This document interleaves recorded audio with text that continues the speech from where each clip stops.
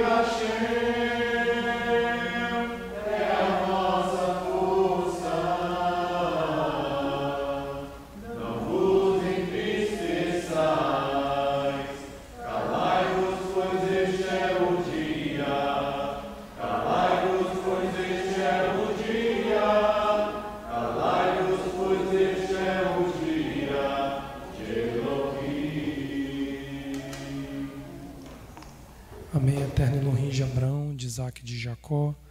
Nós queremos te agradecer pela vida que o Eterno tem feito permanecer dentro de nós, pelo fôlego de vida. A cada respiração nós podemos te glorificar, nós podemos te exaltar e reconhecer que o Eterno é Deus e não há outro, porque Tu és o dono da vida, Tu és o que dá, Tu és o que remove a vida de nós. E a nós, enquanto vivermos, Pai, cabe retornarmos para Ti, para Te adorarmos em espírito e em verdade, reconhecendo a Ti como único Deus, como aquele que é indivisível, como aquele que é único, como aquele que não compartilha e não dá a sua glória a ninguém. Por isso nós estamos aqui reunidos em assembleia, nós Te agradecemos pelo serviço da manhã, pelo ensino da Tua palavra, Te agradecemos pelo ensaio dos músicos agora à tarde, mas que o Eterno possa estar conosco novamente nesta tarde, até o final da Havdalah, quando nós encerraremos mais um dia santo diante de Ti e daremos início a um novo dia, a um novo ciclo semanal, até o próximo Shabat. Faz-nos viver pela Tua palavra, porque não só de pão viverá o homem, mas de toda palavra que sai da boca de Elohim, em nome de Yeshua, Messias. Amém. Na semana passada, nós conversávamos sobre a postura de Yeshua no ato que se refere a defender a honra de Adonai como único Deus.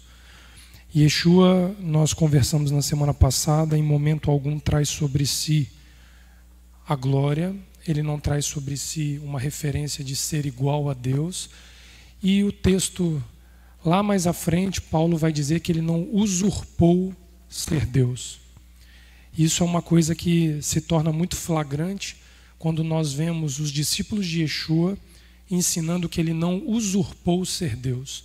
Então a questão da unicidade do Pai e a indivisibilidade entre Filho, Espírito e etc., como nós conversamos, ela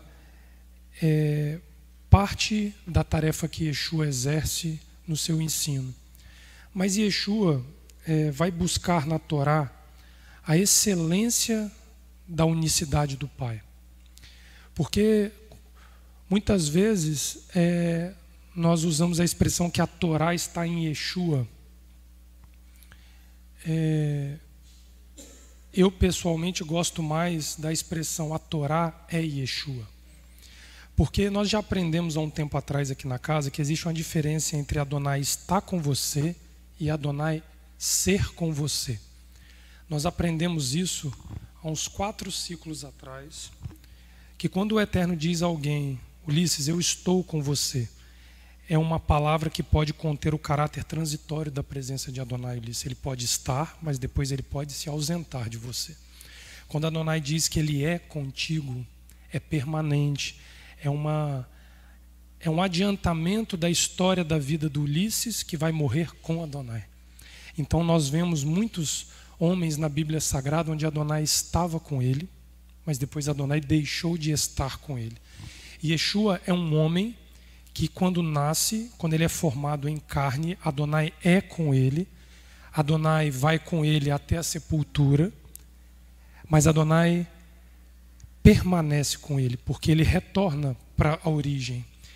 A partir do momento que ele ressurge, depois que ele passa aqueles breves 40 dias pós-ressurreição em meio aos homens, ele diz que ele precisa retornar para o Pai. Porque a permanência de Yeshua junto ao Pai é uma condição imutável. Ele foi criado para estar à destra do Pai em todo o tempo. E nós podemos compreender isso dentro de uma questão onde Yeshua ele trata a sua ausência de uma forma muito sábia, que é uma das formas que muitas vezes os homens acabam errando no final da sua vida. Às vezes uma pessoa consegue servir a Elohim, ela consegue se encontrar dentro da Torá, ela consegue ser aperfeiçoada pela palavra de Adonai, mas ela não consegue fazer uma transição entre a vida e a morte no mesmo nível que ela viveu. O mais comum na Bíblia Sagrada é nós vermos o homem oscilando em vida. Isso é muito flagrante. Está aí Jonas em Yom Kippur, que a gente lê todo ano, para mostrar um profeta que oscilou na presença de Adonai de forma grosseira. Tanto na negativa de ir a Nínive, quanto quando ele reconhece que Nínive retorna, se arrepende, e ele ali se frustra pelo arrependimento de Nínive. Então você vê um profeta que em vida ele oscilou. Mas existe um caráter implícito na descendência de Abraão, que a transição entre a vida e a morte marca uma conduta de vida judaica, que você glorifica Adonai pela última vez. Porque o texto vai dizer que da sepultura, Davi, num dos seus salmos, vai dizer que da sepultura ninguém pode te glorificar. Jó, num dos apelos que ele fala para Adonai, dizendo, nem da sepultura eu poderei te adorar. Dizendo que o último suspiro do homem precisa ser muito bem escolhido, quando Adonai nos dá a oportunidade de descermos em paz à sepultura. Quando Adonai tira a vida de alguém de forma abrupta, ele tira da pessoa o direito de encerrar a vida como Jacó encerra, como Abraão encerra, como Isaac encerra. Quando você vive uma vida pautada no amor e no temor a Adonai, e você termina os seus dias velhos, vendo os filhos de teus filhos, e você sabendo que viveu exatamente o tempo que Adonai desejou que você vivesse, Adonai não precisou te ceifar precocemente, como nós vamos ver aqui no texto da Torá, vocês vão ver que Yeshua ele toma um cuidado de mostrar esse caráter da Torá para conduzir a sua sepultura, por causa de uma questão. É o último ato do homem para reverenciar Elohim. Muitas vezes vocês veem o homem pecando no final da vida. Às vezes ele trabalha e ele opta no final da vida de escrever uma bibliografia. A bibliografia não glorifica Adonai. Pela Torá, nós não temos tempo de escrever retrospectivamente a nossa vida no final da nossa vida, porque nós precisamos morrer trabalhando para Adonai. E eu vou a 2 textos da Torá e uma dos profetas para mostrar que o cuidado de Yeshua em transitar entre a vida e a morte faz dele um exaltador permanente de Adonai. Ele não erra no último detalhe da sua vida. Por isso que ele teve uma vida perfeita, do momento que ele viveu ao momento que ele morreu. E isso dá ao Pai a autoridade para ressuscitá-lo.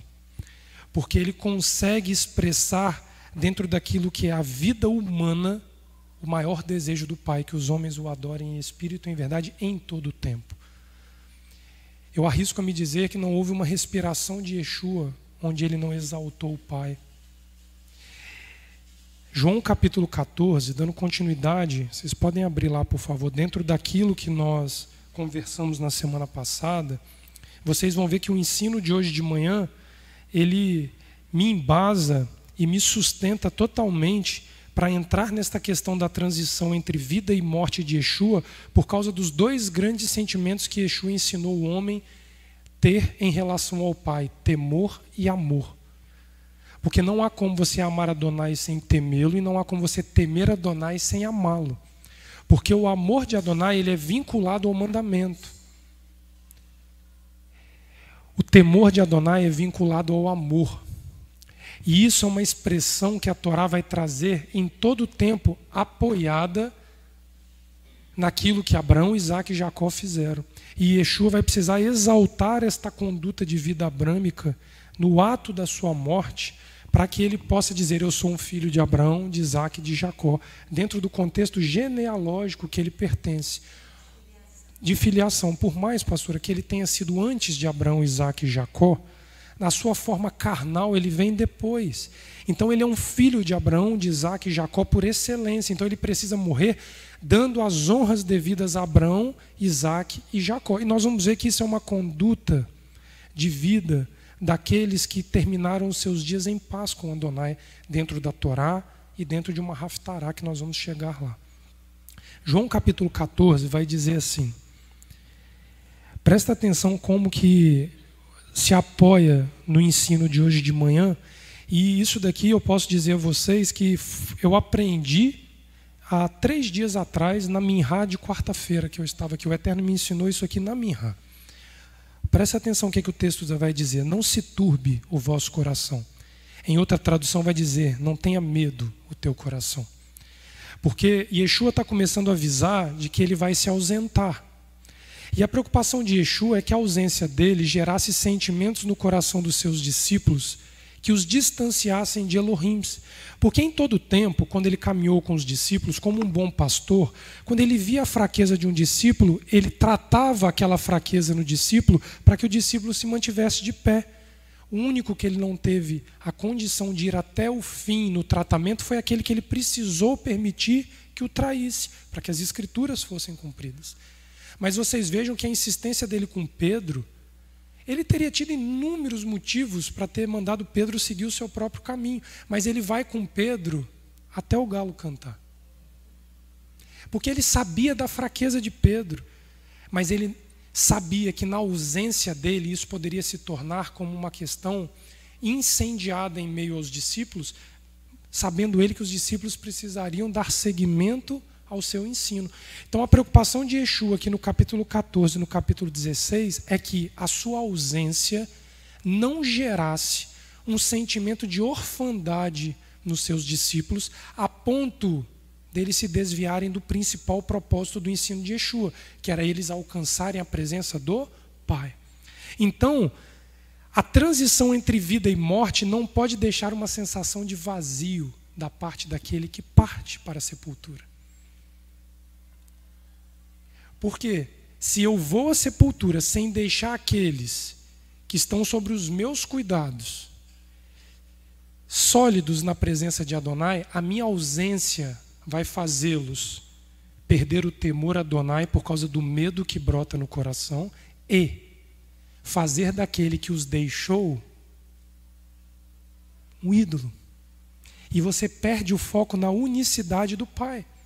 O medo de Yeshua é que quando ele deixasse os discípulos, eles começassem a chorar tanto pela falta do Mestre, sem um consolo permanente sobre eles, que Yeshua assumiria uma posição de Deus depois da morte. Nem isso ele permitiu. Olha o que ele vai dizer. Não se turbe o vosso coração.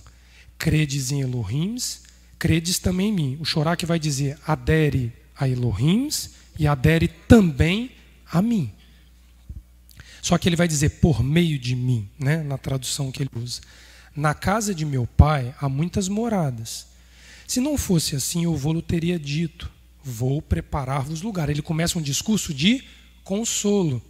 Eu estou indo, mas em breve terá lugar para vocês onde eu estou. Ele está começando a dizer que é um afastamento temporário. E se eu for e vos preparar lugar, virei outra vez, vos levarei para mim mesmo, para que onde eu estou estejais vós também. Ele começa a preparar conforto, consolo. Vós conheceis o caminho para onde eu vou. Disse-lhes Tomé, Adão, nós não sabemos para onde vais. Como podemos conhecer o caminho? Respondeu-lhes Yeshua, eu sou o caminho, a verdade e a vida. Ninguém vem ao Pai senão por mim. Se vós me conhecesseis, também conheceríeis ao meu Pai. De agora em diante o conheceis e o viste. Nós tratamos essa questão, né, da unidade de Yeshua com o Pai na semana passada. Disse-lhes Filipe, Adão, mostra-nos o Pai e isto nos basta. E Yeshua aqui, ele desvia a pergunta de Filipe, porque Filipe tinha uma carência de ver o Pai. Mas o preenchimento dessa carência estava suprido enquanto Yeshua estava próximo. Ele sabia da fragilidade do coração de Filipe na ausência de Yeshua, porque ele não conseguiria mais enxergar o Pai em uma forma pessoal. Por mais que Yeshua não fosse o Pai, ele confortava o coração daqueles que o seguiam, porque ele refletia a excelência do Pai por meio da sua vida. Olha o cuidado dele com os seus discípulos, para que os discípulos não se desgarrassem e fossem se desviar em outra doutrina. Há quanto tempo estou convosco e não me conheces, Filipe? Quem me vê, vê o Pai. Como dizes tu, mostra-nos o Pai. Não crês tu que eu estou no Pai e que o Pai está em mim? As palavras que eu vos digo, não as digo por mim mesmo. Antes, é o Pai que está em mim quem faz as obras. Crede-me quando digo que eu estou no Pai e o Pai está em mim. Pelo menos crede por causa das mesmas obras. Então ele começa a dizer que as obras de Adonai que permanecem podem ser traduzidas como a presença do Pai na minha ausência. Ele começa a tirar dele o foco de consolo presencial que ele representava aos discípulos e começa a denotar que toda obra promovida pelo Pai que eles testemunhassem serviria de consolo para que eles enxergassem permanentemente o Pai. Olha o cuidado, olha o amor de Yeshua para não abalar o temor e o amor que os discípulos construíram pelo Pai enquanto o acompanharam. É assim que o mundo trata a morte de grandes pessoas públicas? Permanentemente exaltam a ausência da pessoa. Pega um ídolo do futebol que morre. Pega um grande presidente da república que morre. Existe um choro de que nós não temos mais, nós não temos mais, nós não temos mais, mas Yeshua, ele não trata isso como uma questão permissível ao homem na transição entre a vida e a morte. E aí quando você vai olhar o legado desses que são tão exaltados pós-morte por aqueles que ficam, qual é o legado? Te aproxima ou te afasta do Pai? Essa é uma reflexão que Yeshua tinha totalmente embasamento da Torá para dizer que ele não podia formar um vazio no interior de ninguém. Porque vocês vão de convir que mais aqui à frente ele vai dizer assim, porque eu oro não somente por esses que creem hoje, mas eu oro por aqueles que ainda hão de crer. Imagina o tamanho do estrago que Yeshua faria se 2000 anos depois ainda estivéssemos lamentando uma ausência, pastora, não suprida.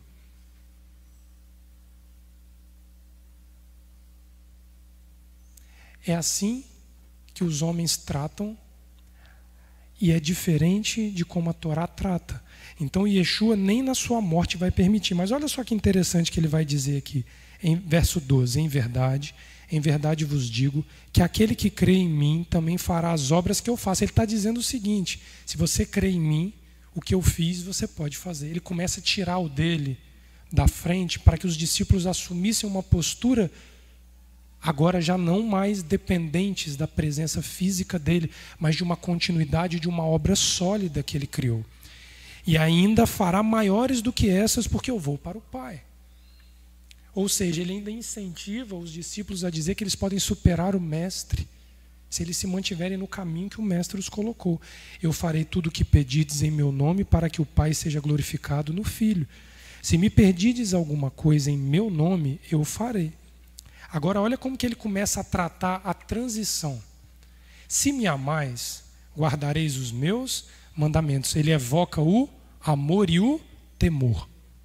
Porque vocês vão ver que a sabedoria emanada por Provérbios, que o temor é o princípio de toda a sabedoria, essa sabedoria dita por Provérbios é a própria Torá.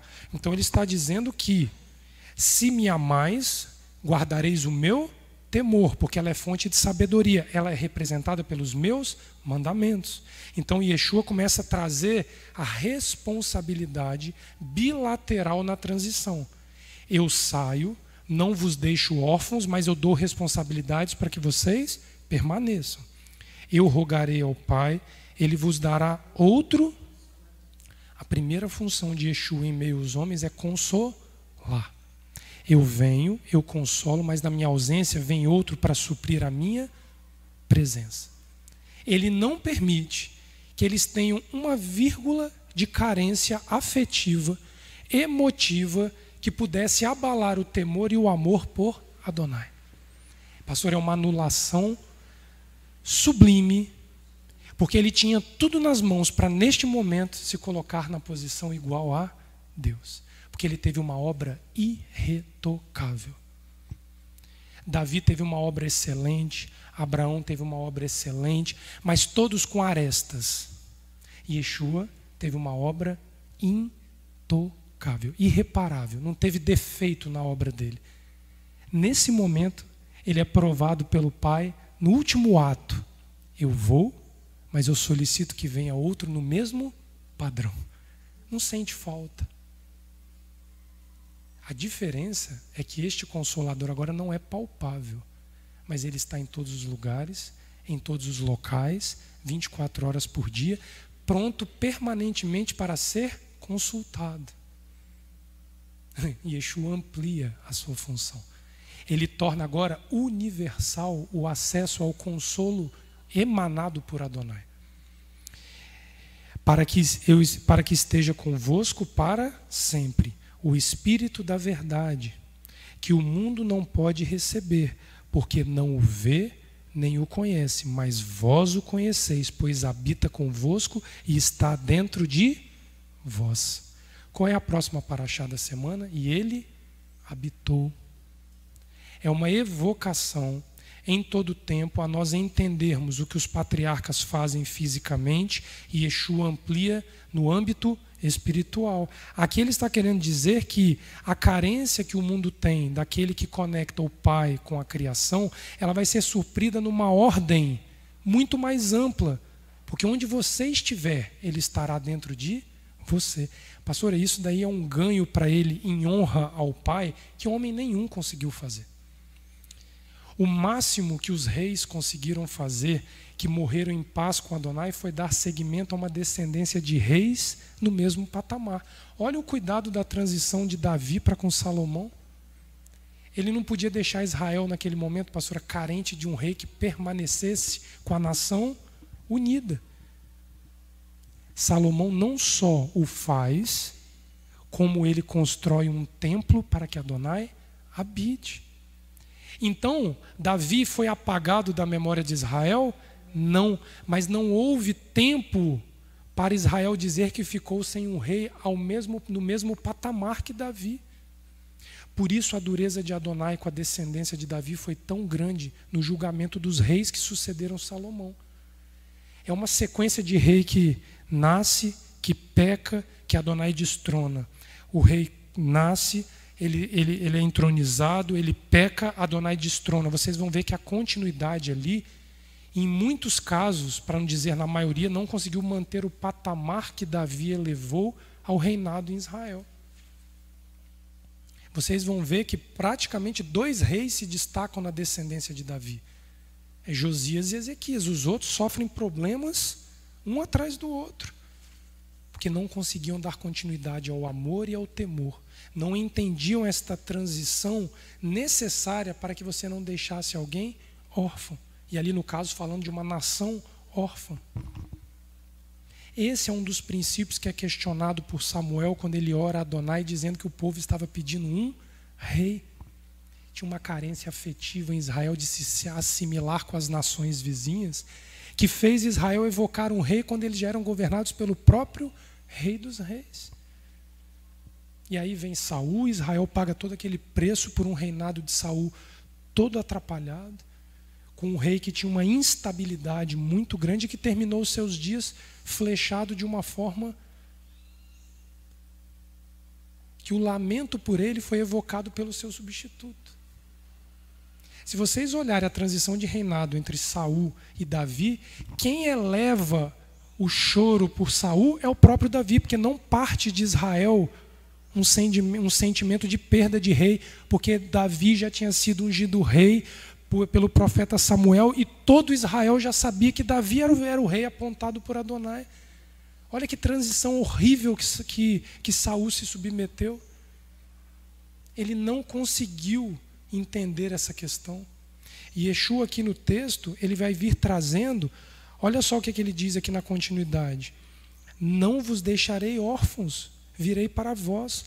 Ainda um pouco e o mundo não me verá mais, mas vós me vereis, porque eu vivo e vós também vivereis. Naquele dia conhecereis que eu estou em meu Pai, vós em mim e eu em vós. Aquele que tem os meus mandamentos e os guarda é o que me ama.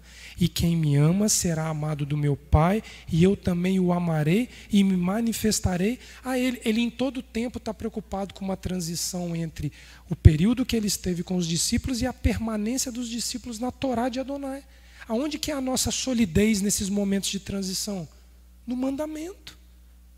Eu não posso me apoiar no fator humano na hora da transição, porque tem mandamento para quem sofre a transição e para quem precisa conduzir a transição. O fato de o sentimento brotar de uma orfandade quando Yeshua ia ser retirado, não tirou de Yeshua a rigorosa cobrança dos discípulos de se manterem no mandamento. Por isso que um dos maiores erros que eu ouço muitas vezes e vejo nos comentários cristãos é que Israel ficou ausente da voz de Adonai pelo período de 400 anos até a vinda de João Batista, o chamado tempo do silêncio, como é que chama? Isso, mas eles usam uma expressão também que chama de ciclo, do silêncio. Silêncio profético, é isso, o Rogério lembrou. Tem motivo para encarar silêncio profético? Tendo uma Torá escrita, tendo profeta e reis com todo o histórico deixado como legado, teve silêncio? O fato de não ter havido nominalmente um profeta reconhecido por Israel nesses 400 anos, e Yeshua está dizendo que na ausência de um profeta você se apega e se prende aonde? Na Torá, porque ela permanece para sempre. A Torá ela não ganha pausa na nossa vida. Então aqui havia Yeshua sendo provado pelo Pai se ele destituiria a glória do Pai e traria para ele, e havia os discípulos sendo provados se eles se sustentariam no mandamento ou não. E qual é o maior mandamento que os discípulos vão ser provados a esse respeito de um tempo de transição? Permaneçam em Jerusalém até que dos céus sejais revestidos pelo Espírito, e aí sim sair às cidades anunciando a minha palavra. Eles precisavam ser portadores do consolo de Elohim, deste Espírito prometido por Yeshua, que ocuparia o lugar de consolador no coração dos homens, para que eles dessem continuidade à obra. E até onde me consta, Atos capítulo 1 mostra que eles ficaram, pastora, pianinho. Mas aonde que Atos capítulo 1 vai dizer que eles permaneceram até a movimentação do Espírito Sagrado? Aonde que Atos capítulo 1 fala que eles permaneceram? Nos sacrifícios e nas reuniões a cada Shabat. Eles se apoiavam em Moisés. O apoio em Moisés, num momento de transição, é a garantia de não haver perda do amor e do temor a Adonai. Porque muitas vezes já nos foi ensinado que o silêncio de Adonai, muitas vezes, ela é uma resposta de Adonai. É um ensino da parte de Adonai. E isso nós precisamos entender porque o mundo está vivendo transições, pastora, sequenciais. Se nós não aprendermos que a Torá ela é para ser aplicada nos dias atuais que nós estamos perdidos nesses dias. Nós tínhamos um governo sobre o mundo que sofreu um abalo e uma transição muito grande, a comunicação. Quando a internet veio, como disse a pastora Sandra, julgou um processo que já estava lá na mira de Adonai para ser julgado, que eram as questões das missões, indo levar um desvio de Torá a todas as nações que não eram cristianizadas. Para cristianizar as nações. A internet vem, equilibra e julga esta situação. Hoje Adonai levantou um outro governo sobre o mundo. Nós estamos diante de um governo chamado Covid. Ele julgou uma questão sobre a face da terra. E essa questão passa pelo temor a Adonai. Para que hoje os homens enxergassem que o governo não está na mão dos homens, mas que ele envia dos céus uma praga para fazer os homens observarem a presença dele. Trocando em miúdos, até um julgamento duro de Adonai como a Covid serve para nos despertar ao amor e ao temor a Adonai. A sensação de que Adonai tinha abandonado o mundo rapidinho desapareceu quando o Covid chegou. Como não temer? Como não olhar e termos a certeza de que é a mão de Adonai julgando a humanidade? Vocês viram a Europa como é que está de novo?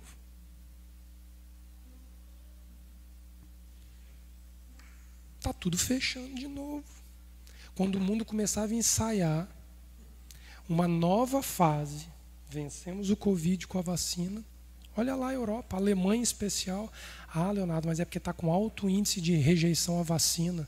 Vai ver os outros países que vacinaram em massa se não estão sofrendo o mesmo dano. Não tem preenchimento humano capaz de suprir a carência que o homem tem do seu Criador, senão o próprio Espírito do Criador. Ela é afetiva. É grosseiro nos dias de hoje, nós vemos o homem buscando todo tipo de recurso para suprir uma carência que Yeshua disse: creiam em mim, que o Pai estará em vós como está em mim. E aqui os discípulos fizeram assim, Leomar, ó, assentaram.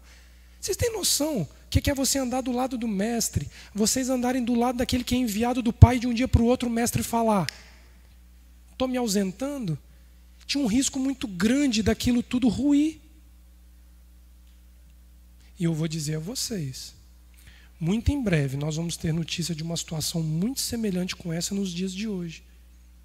De uma estrutura que recebeu a palavra de Adonai, que foi semeada pela palavra de Adonai, mas pelo fator humano fizeram uma transição equivocada. E neste fator humano, muito do que se plantou vai se perder em obras produzidas pelas mãos de quem teme Adonai. A expressão é: vai virar o lugar. Porque onde se ensinou o temor e o amor, foi impedido de dar continuidade, porque tinha um poder superior que não permitiu a continuidade. Aí, aqueles que plantaram, Leomar, tornam-se isentos porque não puderam continuar. É diferente de você abandonar sem deixar a carência suprida. Olha o que Yeshua vai fazer aqui. Olha o que ele vai dizer aqui. Olha Judas no verso 22. Disse-lhe Judas, não o Iscariotes: Adão, por que pretendes manifestar-te a nós e não ao mundo? Ele entende que era um amor de Yeshua por eles de tamanho tão incalculável, que ele pergunta assim: por que reservar só para nós? Por que o mundo inteiro não tem o direito de acessar a isso? Olha o que Yeshua vai falar. Se alguém me amar, guardará a minha palavra, temor, meu Pai o amará, e viremos para ele e nele faremos morada. Quem não me ama, não guarda as minhas palavras. Esta palavra que ouvis não é minha, mas do Pai que me enviou. Tenho-vos dito isso estando convosco, mas o Consolador, o Espírito do Santo, que o Pai enviará em meu nome, vos ensinará todas as coisas e vos fará lembrar de tudo que eu vos tenho dito. Eu vos deixo a minha shalom. A minha shalom eu vos deixo. Ou seja, ele se ausenta, dando uma ferramenta, Leomar, que supriria a humanidade na sua ausência. Ele aqui destitui sobre ele toda tentativa de torná-lo Deus. Ele teve a faca e o queijo na mão para fazer, mas ele não sucumbe a esse desejo. Ele não sucumbe. Vou me arriscar, 40 anos atrás, eu lembro disso, que foi um ensino que a pastora Sandra deu há uns 20 anos atrás. Eu já estava por aqui. Houve uma comunidade presbiteriana, se eu não me engano, que foi seguir um homem chamado Jim Jones, que dizia que que Adonai vinha para julgar o mundo e as coisas iriam acontecer conforme as Escrituras. E eles vão para uma ilha, e nessa ilha eles tinham uma data esperando o quê? A vinda do Messias, que o Messias voltaria. Foram centenas de pessoas, sei lá quantas pessoas foram para esse local.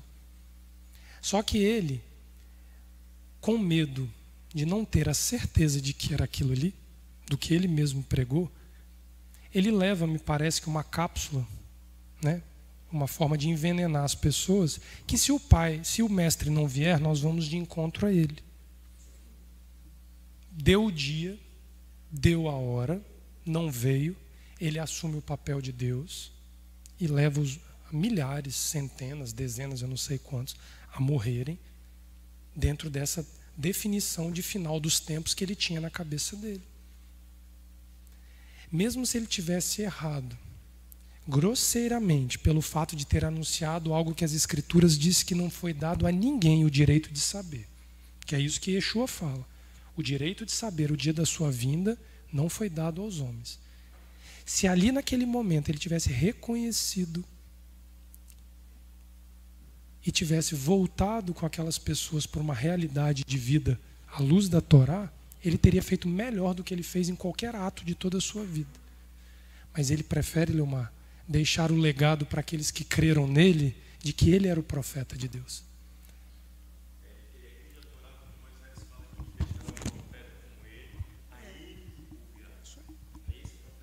É isso aí.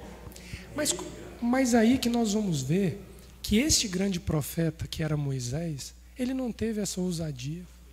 Porque a palavra de Yeshua, aqui do capítulo 14, ela não vem do nada. Ela é uma palavra baseada em todo o tempo naquilo que é consequência de você temer e amar Adonai à luz da Torá. Olha só aqui nas últimas instruções de Yeshua, no capítulo 16. Tenho-vos dito estas coisas para que não vos escandalizeis. Só um pouquinho, vai no 15, 26 aqui. 15, 26. Quando vier o Consolador, que eu da parte do Pai vos enviarei, o Espírito da verdade que procede do Pai, ele testificará de mim, e vós também testificareis, pois estáis comigo desde o princípio. Aonde que Yeshua retorna no assunto do Consolador e finaliza a parte da parábola da videira e dos ramos?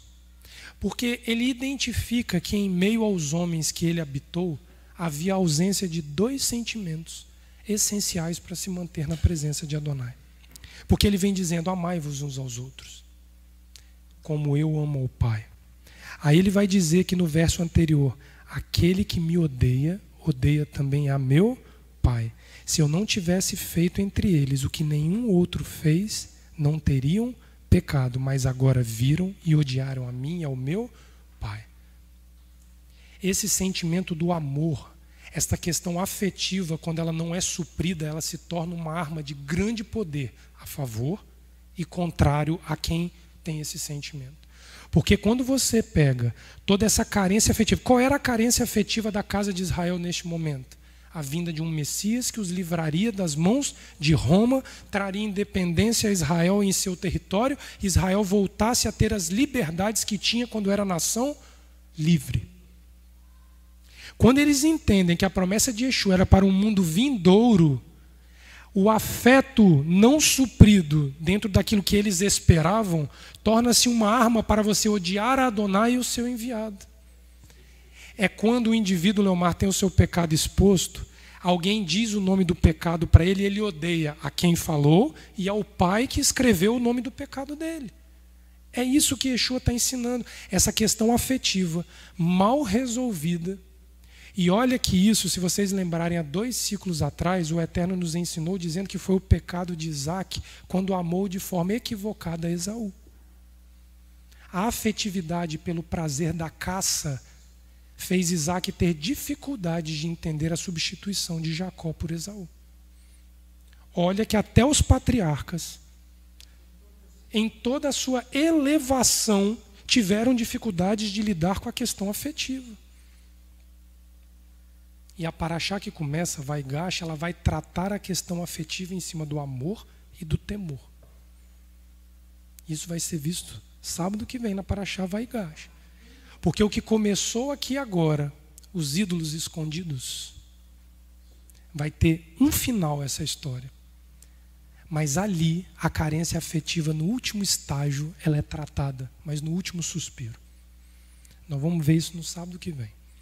Aqui Yeshua está trazendo aqui no texto, volta lá no 16, verso 1, tenho-vos dito estas coisas para que não vos escandalizeis, expulsar-vos-ão das sinagogas, de fato, vem a hora em que qualquer que vos matar pensará estar oferecendo um serviço a Elohim.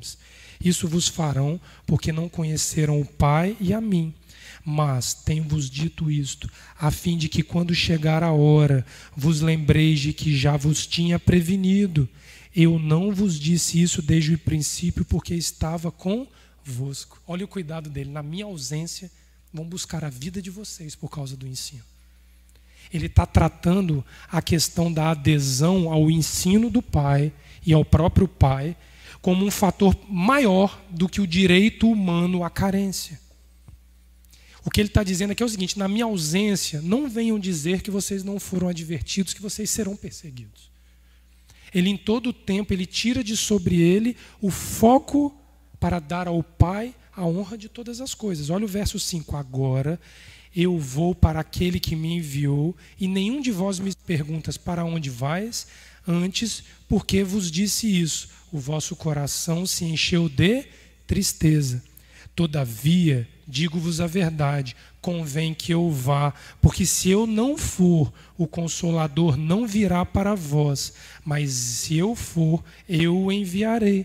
Quando ele vier, convencerá o mundo do pecado, da justiça e do juízo. Salta no 13. Mas quando vier o Espírito da verdade, ele vos guiará em toda a verdade. Não falará de si mesmo, mas dirá tudo o que tiver ouvido, e vos anunciará o que há de vir. Ele amplia o benefício pela sua ausência. Então ele não só supre a sua ausência, nesta carência que os homens tinham de uma palavra tão bem ensinada por Yeshua e tão bem vivida por ele, como ele diz que o mundo conhecerá. Isso é uma excelência num final de vida que caracteriza uma descendência abrâmica que tem apenas um só Deus. o nosso ato final de vida precisa ser um ato de glorificação a Elohim. Um ato de piedade. Obrigado, Leomar. Essa é uma palavra que se encaixa perfeitamente. Uma vida reta diante de Adonai pode ser anulada se o seu último ato, antes da sepultura, não for um ato de honra e glória àquele que é, que era e que sempre será. E aqui, se nós olharmos ao pé da letra, não vale contar o serviço funeral feito por Yeshua. Porque José de Arimateia teve que ir politicamente ali para conseguir enterrar o mestre. Nenhum funeral digno do rei de Israel ele teve direito de ter. Mas ele cumpre o seu papel, retira de sobre ele toda a tentativa de glorificá-lo como Deus e fala, agora vocês têm o Consolador para que todo mundo conheça o Pai. E aonde que ele se apoia nessa conduta? Ele se apoia numa conduta mosaica de transição entre Moisés e Josué. Vamos lá no Deuteronômio para a gente ver isso aqui. Mas eu quero ir a um outro ponto, pastora, que a Torá, na Haftará, vai tratar de forma mais aberta, porque vai falar de um homem que também não morreu e ascende aos céus. A transição entre Elias e Eliseu marca de forma mais flagrante este cuidado da Torá entre preservar o temor e o amor a Adonai, quando um grande é retirado para que outro assuma a posição. Presta atenção nisso, mas nós vamos aqui. Não, mas antes disso, ele trata o temor de Eliseu 3 vezes. Ele diga, não temas, porque estou contigo. 3 vezes. Na quarta ele diz, estou para ser elevado. Aí Eliseu fala, me dá o dobro da porção do Espírito. Ele ali teme a Adonai e ele pede que o mesmo Espírito que estava sobre Elias venha duplicado sobre ele, para que ele não abdique do temor e do amor a Adonai. Nós vamos lá no texto para ver. Olha aqui a despedida de Moisés no capítulo 31. Parece uma coisa fria. Quando a gente olha que diferença como o mundo trata, como a visão cristã de vida trata a transição. A pastora Sandra já me compartilhou algumas vezes que ela já foi em vários funerais e já participou de várias aposentadorias de pastores cristãos. Eles fazem do final da carreira deles, que por mais que eles tenham tido uma carreira de excelência... O que, pastor? Estou falando assim, que a senhora já me compartilhou de algumas situações onde o homem, ele encerra o seu pastoreado antes do encerramento da sua vida. E ali ele mancha toda uma boa obra de vida que ele fez. O último que nós tivemos contato aqui, teve um problema tão sério aqui, que não conseguiu dar continuidade. O outro está escrevendo a bibliografia, que ainda não foi lançada, né? Pelo menos eu não tive notícia.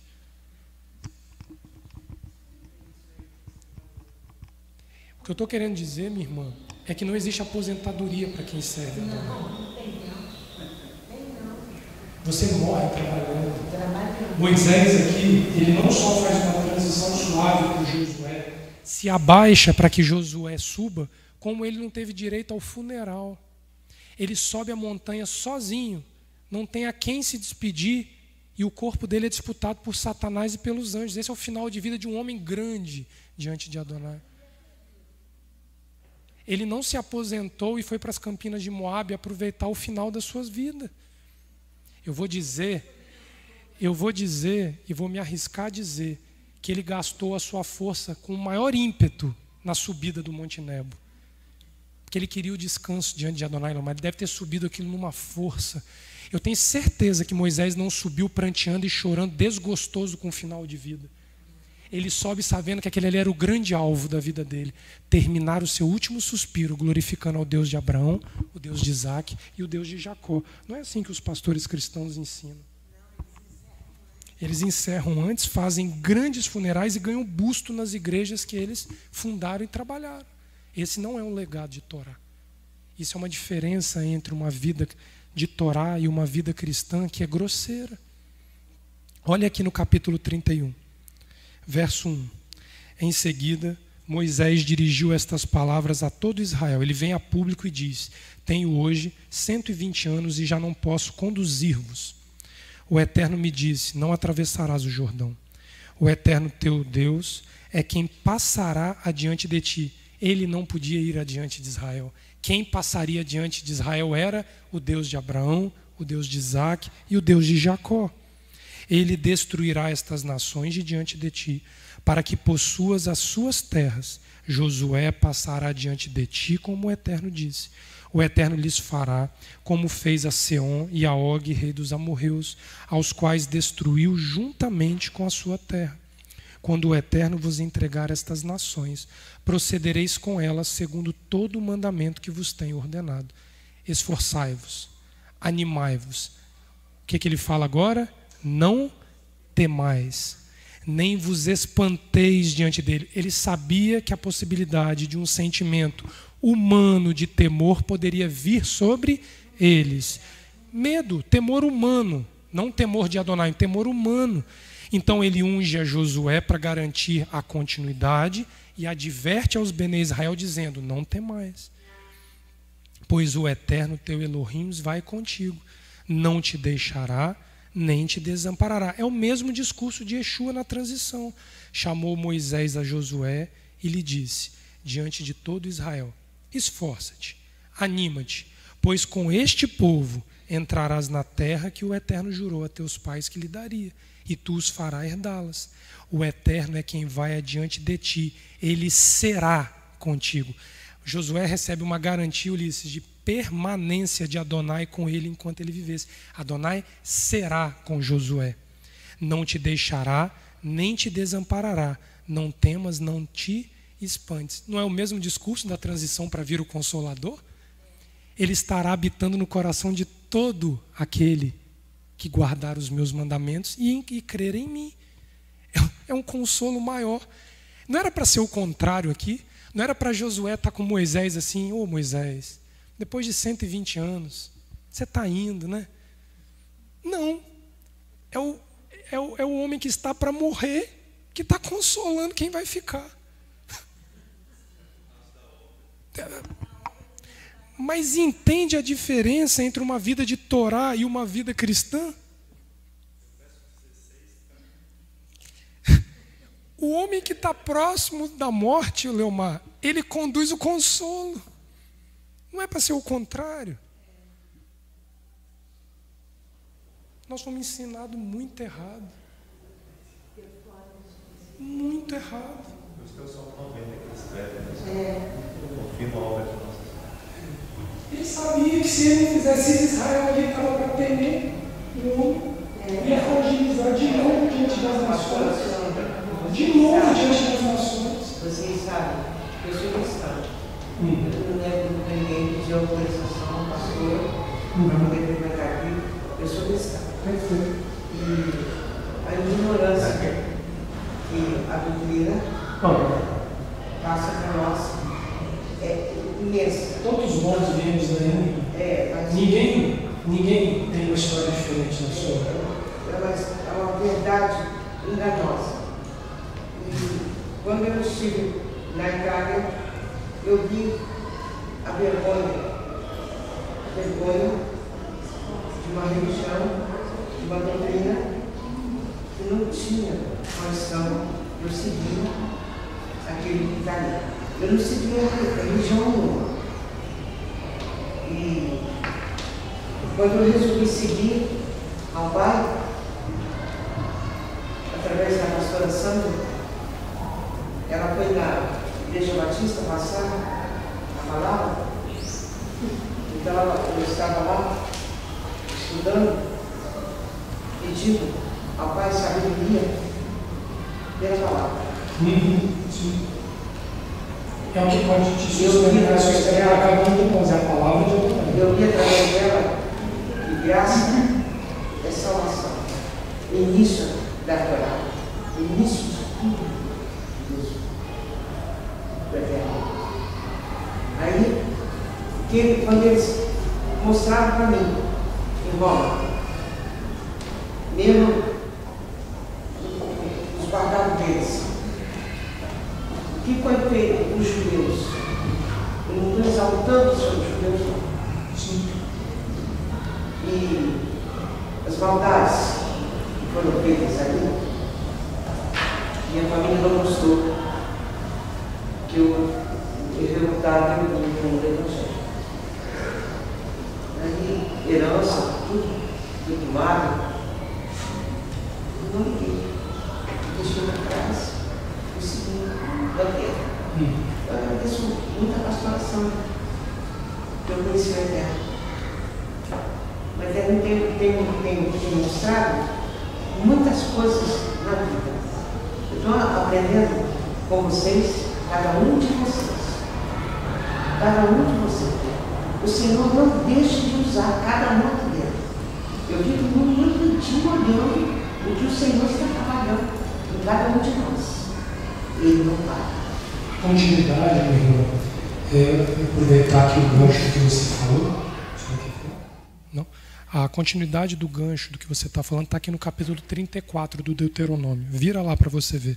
Olha como é a misericórdia de Adonai para que haja uma continuidade. Eu já estou encerrando já. Olha o verso 5 do capítulo 34.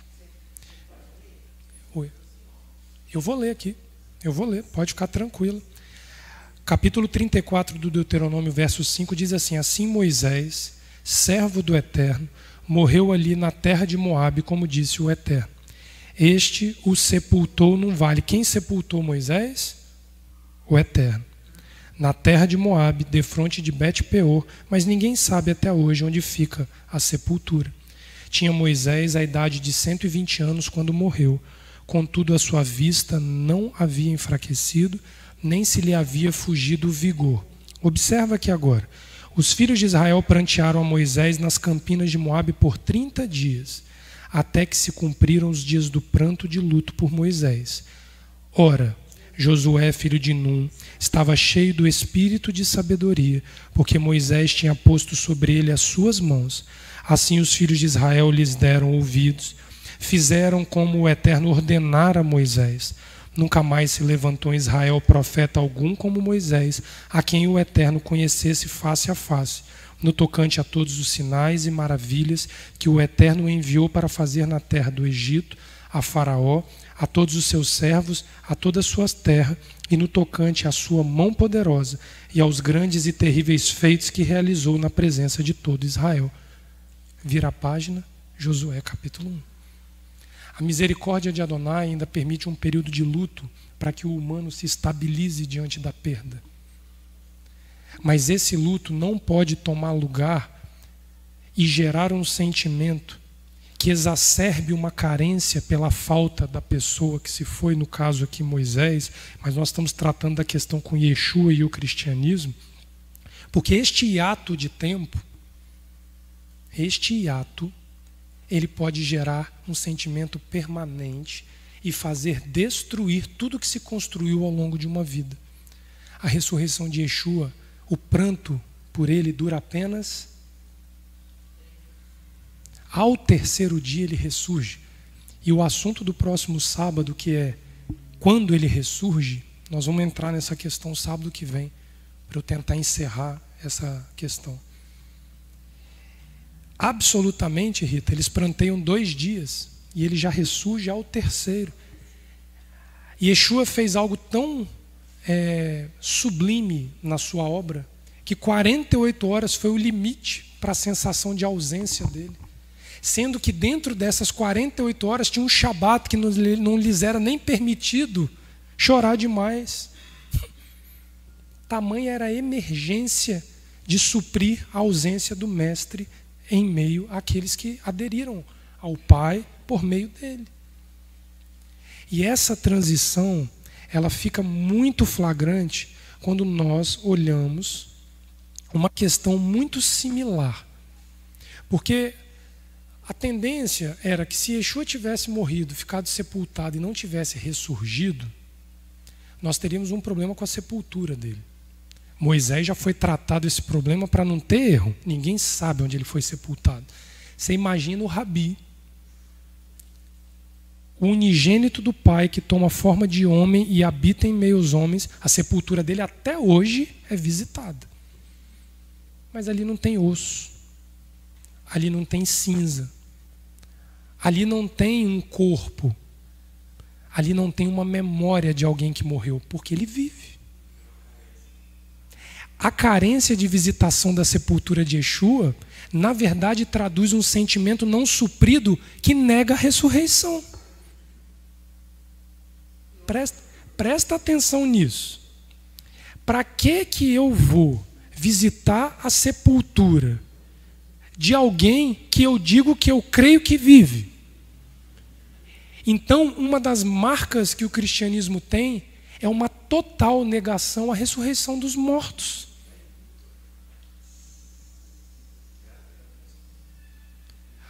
Porque o domingo que ele ressuscitou tomou o lugar do sábado. Digamos que a ressurreição dele fosse algo tão sobrenatural que tivesse o poder de mudar o sábado pelo domingo. Então, por que a igreja do Santo Sepulcro foi erguida em Jerusalém, no local onde, em tese, ele teria sido sepultado? Ele não está lá, Ulisses. Quem crê na ressurreição dos mortos é judeu ou cristão? O cristianismo é uma doutrina que nega a essência da Torá, que é a ressurreição dos mortos. Porque o próprio Yeshua, o maior representante da Torá de Moisés, ressurge e a sepultura dele continua sendo visitada e venerada. Então ele não ressurgiu. No dia de finados eu vou na sepultura do meu avô, porque meu avô está enterrado lá. Mas se ele ressuscitou, eu vou visitar quem na sepultura? Cuidado, hein? Cuidado com a doutrina da ressurreição dos mortos, que é uma flagrante necessidade para se conhecer Torá, é crer na ressurreição dos mortos. A casa de Israel receberá no final dos dias um sinal, segundo Ezequiel capítulo 37, que os ossos da sepultura se juntarão, os ligamentos se formarão e um novo homem se formará dali. Isso é uma doutrina que emana da casa de Israel. O texto diz que Maria Madalena, quando visitou a sepultura, só encontrou pano branco. Como é que eu vou visitar e ensinar a visitação de sepultura de quem ressuscitou?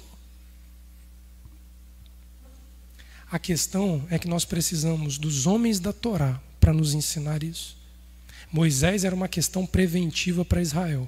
Não tem condições de dizer onde ele morreu. Vocês vejam que Adonai é tão misericordioso que onde está enterrado Abraão, Isaque e Jacó, tem uma mesquita construída em cima. Louvado seja o Eterno. Por esse aspecto preventivo, pastora Sandra? Sim, porque homens, rabis muito menos elevados do que Abraão, Isaque e Jacó, recebem visitação de sepultura com papel pedindo oração. Aos montes. Migrações em Israel para visitar a sepultura rabínica.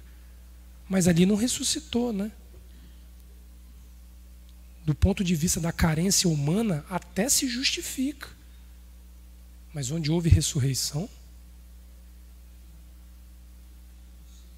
Mas nós precisamos ir à sepultura de um homem que não morreu, para a gente encerrar. Elias, 1 Reis, capítulo 19.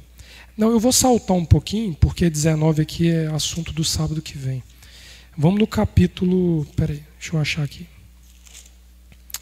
Capítulo de 2 Reis, capítulo 2.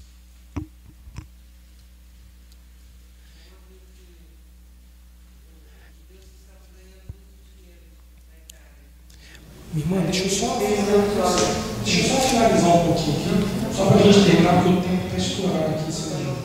Só um pouquinho. 2 Reis, capítulo 2, vai dizer assim: quando o Eterno estava para tomar Elias ao céu num redemoinho, Elias partiu de Gilgal com Eliseu. Eliseu sabia que assumiria a posição de Elias. E olha quem foi Elias. Disse Elias a Eliseu: fica-te aqui, o Eterno me enviou a Betel. Porém Eliseu disse: tão certo como vive o Eterno, e vive a tua alma, não te deixarei. Assim desceram a Betel. Por que Eliseu não quis deixar Elias? porque ele tinha medo de uma despedida tal qual foi a de Moisés. Porque ele já sabia que o Eterno levaria, não mataria Elias. Então ele falou assim: eu vou ficar agarrado no seu calcanhar. Olha a carência afetiva emanada por um homem da envergadura de Eliseu, com receio de perder Elias. Mas Adonai vai tratando o homem, presta atenção. Os filhos dos profetas que estavam em Betel saíram ao encontro de Eliseu e perguntaram: sabes que o Eterno hoje tomará o teu Adom por sobre a tua cabeça? Respondeu ele: sim, eu sei, mas calai-vos. Ele não queria tocar no assunto da perda de Elias. Então Elias lhes disse: Eliseu, fica-te aqui. O Eterno me enviou a Jericó. Porém ele disse: tão certo como vive o Eterno e vive a tua alma, não te deixarei. A segunda vez ele agarra em Elias e parte.